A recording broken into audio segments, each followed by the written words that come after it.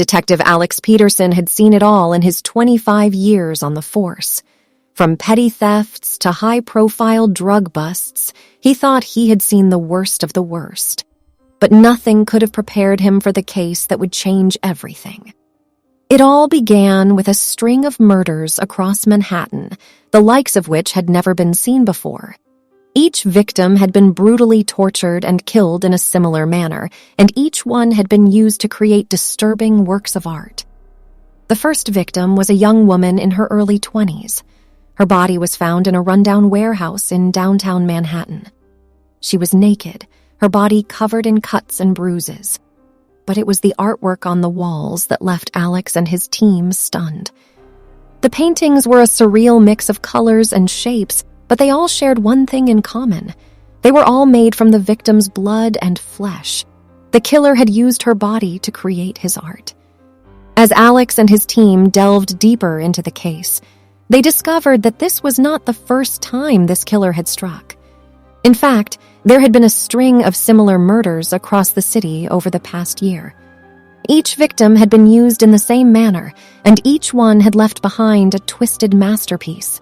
The killer was an artist of sorts, but his medium was human flesh and blood. He was a psychopath with a twisted sense of creativity, and Alex knew that he had to be stopped. Over the next few weeks, Alex and his team worked tirelessly to track down the killer. They scoured the city for clues, interviewed witnesses, and examined every piece of evidence they could find. But despite their best efforts, the killer remained elusive. It wasn't until they got a break in the case that things began to change. A witness had seen a man matching the killer's description leaving one of the crime scenes. They had managed to catch a glimpse of his face, and it was enough for the police to create a composite sketch. With the sketch in hand, Alex and his team set out to track down the killer. They combed the city, searching for any sign of the man who had been terrorizing their streets, and finally they found him. He was a quiet and unassuming man, living alone in a small apartment in Brooklyn.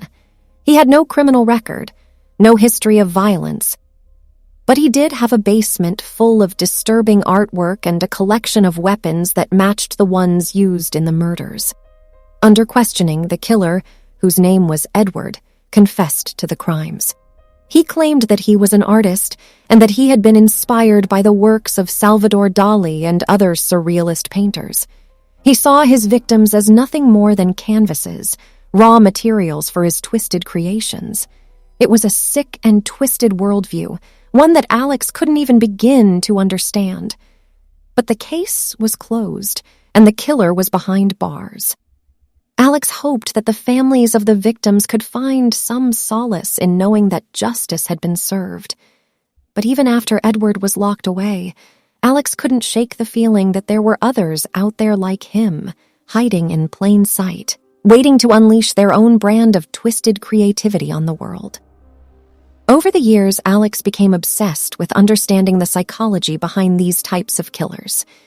He studied their every move, their every thought, trying to find some common thread that linked them all together.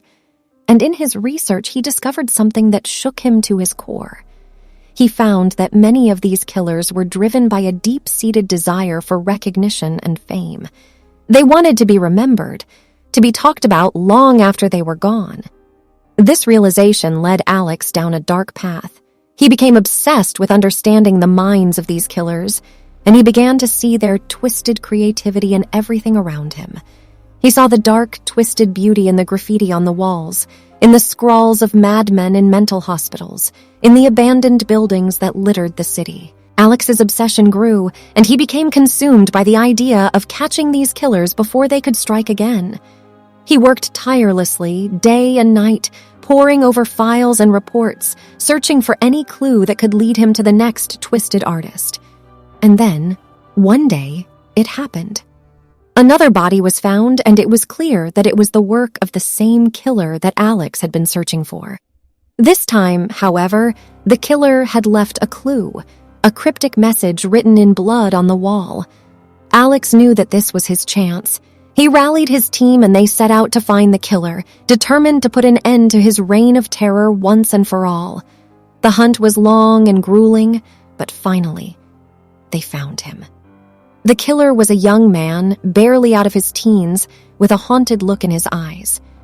He confessed to the crime, just as Edward had done before him, claiming that he was an artist, driven by a need to create something truly unique. Alex listened to the killer's ramblings with a sense of dread. This was a cycle that he had seen before, and he knew that it would only continue. There would be more killers, more twisted artists, each one more depraved than the last. But Alex refused to give up. He knew that he had to stop these killers, no matter the cost, and so he continued his work, tracking down these twisted artists one by one, determined to put an end to their reign of terror. Over time, Alex became a legend in the police force, known for his tireless work in tracking down some of the most depraved killers the city had ever seen.